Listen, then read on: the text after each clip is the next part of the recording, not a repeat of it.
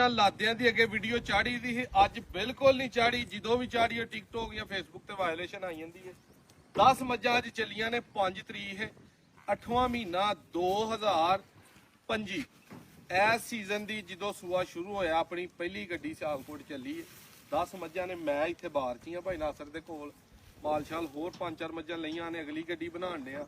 ਇਹ ਟੁਰ ਚੱਲੀ ਹੈ, ਬਲਾਲ ਭਾਈ ਨੇ ਡੇਰੇ ਤੇ ਹੋਣਾ, ਉਹ ਹੀ ਮੱਝਾਂ ਲੈ ਕੇ ਚੱਲਿਆ। 0329 7271 181 ਉਹਦਾ ਨੰਬਰ ਹੈ, ਕਾਲ ਕਰਨੀ ਹੈ ਤੇ ਡੇਰੇ ਤੇ ਤੁਰ ਜਾਣਾ। ਵੀਡੀਓ ਸ਼ੀਡੀਓ ਜਿਹੜੀਆਂ ਭਰਾਵਾਂ ਮੰਗਾਣੀਆਂ ਨੇ ਉਹ ਮੇਰੇ ਨਾਲ ਰਾਬਤਾ ਕਰਨ। 2-3-4 ਦਿਨ ਬਾਅਦ ਜਾ ਕੇ ਜਦੋਂ WhatsApp ਆਨ ਕਰਨਾ, ਉਦੋਂ ਸਾਰੇ ਭਰਾਵਾਂ ਨੂੰ ਜਵਾਬ ਮਿਲਨੇ ਨੇ ਤੇ ਮੱਝਾਂ ਮੁੱਝਾਂ ਤੁਹਾਨੂੰ ਵਹਾ ਦਿੰਦੇ ਆ। ਲੋਡ ਹੁੰਦੀਆਂ ਨਹੀਂ ਵਹਾ ਸਕਦੇ, ਵੀਡੀਓ ਤੇ ਐਲੀਗੇਸ਼ਨ ਆਈ ਜਾਂਦਾ। ਇਹ ਵਹਾ ਯਾਰ ਦਾ ਇੱਧਰ ਮੇਰੇ ਵੱਲ ਕਰ ਕੈਮਰਾ। ਇਹ ਮੱਝ ਵੇਖੋ ਗੱਬਣ, ਇਹ ਸਾਰੀਆਂ ਦੀ ਤਕਰੀਬਨ ਅੱਗੇ ਵੀ ਤੁਹਾਨੂੰ ਜਿੱਥੋਂ ਜਿੱਥੋਂ ਖਰੀਦੀਆਂ ਨੇ ਵੀਡੀਓ ਨਾਲ ਅਪਡੇਟ ਦਿੰਦੇ ਆ ਰਹੀਦਾ।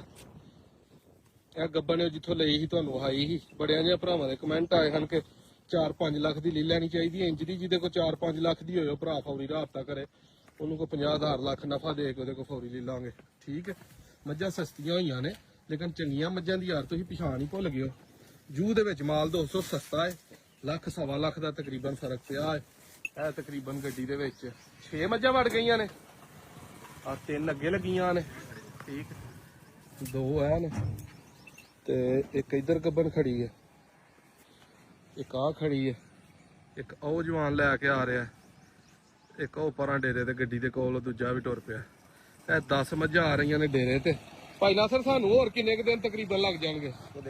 ਡੰਗ ਤੇ ਹੋ ਜਾਣੇ ਪਿਛਲੀ ਮਾਰਕੀਟ ਦਾ ਕੀ ਸੂਰਤ ਹਾਲ ਹੈ? ਜੂਸ ਤਕਰੀਬਨ ਮਾਰਕੀਟ ਥੱਲੇ ਆਈ, ਜੂਆ ਸੂਆ ਚੰਗਾ ਚੱਲ ਪਿਆ। ਚੰਗਾ ਜੀ, ਇਹ ਤਕਰੀਬਨ 2-3 ਦਿਨਾਂ ਚ ਫਿਰ ਕੇ ਜਿਹੜੀਆਂ ਨੇ ਨਾ 10-12 ਮੱਝਾਂ ਹੋ ਗਈਆਂ ਨੇ। ਤੇ ਦੁਆ ਕਰਿਓ ਖੈਰ ਖਰੀਦ ਦੇ ਨਾਲ ਜਿਹੜਾ ਨਾ ਪਹੁੰਚਣ। ਲਾਲ ਸਾਹਿਬ ਆ ਗਏ ਨੇ ਬੋਲੀ ਝੋਟੀ ਲੈ ਕੇ। ਠੀਕ ਹੈ, ਚੜ ਜਾ ਕਰਮਾ ਵਾਲੀਏ, ਬੜੀ ਕਮਾਲ ਦੀ ਝੋਟੀ। ਬਲਾ ਸਾਹਿਬ ਆਰਾਮ ਨਾਲ ਯਾਰ ਖਿੱਚ, ਆ ਹੁਣ ਹੀ ਸੂਈ ਹੈ। ਆ ਬੋਲਾ ਛੋਲਾ ਇਹਦਾ ਖਾਲੀ ਕੀਤਾ। ਜੀਨਸ ਤੁਹਾਨੂੰ ਲੱਗੀ ਨਜ਼ਰ ਆ ਰਹੀ ਹੋਣੀ ਲੱਗੀ, ਚੰਗੇ ਵੱਡੇ ਕੱਦ ਦੀ ਪਹਿਲਾਂ ਝੋਟੀ ਹੈ, ਕਮਾਲ। ਜੁੱਤੀ ਵੀ ਕੱਟੀ ਸੂ, ਉਹ ਨਾੜਵਾ ਨਾਲ ਕੱਟੀ ਤੇ ਗਿੱਲਾ ਬੰਦਾ ਲਿਆ ਰਿਹਾ। ਬਲਾਲ ਸਾਹਿਬ ਨੰਬਰ ਤੇ ਆਪਣਾ ਬੋਲਿਓ ਜੇ। 0329 7271 181। ਇਧਰ ਮੇਰੇ ਵੱਲ ਵੇਖ, 0329 ਕਿਸੇ ਬੰਦੇ ਨੂੰ ਮੱਝ ਜਾ ਕੇ ਮਹਿੰਗੀ ਨਹੀਂ ਦੇਣੀ। ਮੇਰਾ ਭਰਾ ਇਧਰ ਮੇਰੇ ਵੱਲ ਧਿਆਨ ਕਰ। 10-15 ਹਜ਼ਾਰ ਰੁਪਇਆ ਜਿਹਦੇ ਚ ਆਉਂਦਾ ਹੋਇਆ ਨਾ, ਖੁਸ਼ ਹੋ ਕੇ ਮੱਝ ਦੇ ਦੇਣੀ ਹੈ। ਠੀਕ ਹੈ, ਖਾਲੀ ਨਹੀਂ ਕਿਸੇ ਨੂੰ ਘੱਲਣਾ। ਦੋਸਤੋ ਤਕਰੀਬਨ ਸਾਰੀਆਂ ਮੱਝਾਂ ਜਿਹੜੀਆਂ ਨੇ ਨਾ ਉਹ ਗਾਲਬਨ 5.5 ਤੋਂ ਲੈ ਕੇ ਤੇ 6.5 ਦੇ ਵਿੱਚ ਰੇਟ ਨੇ।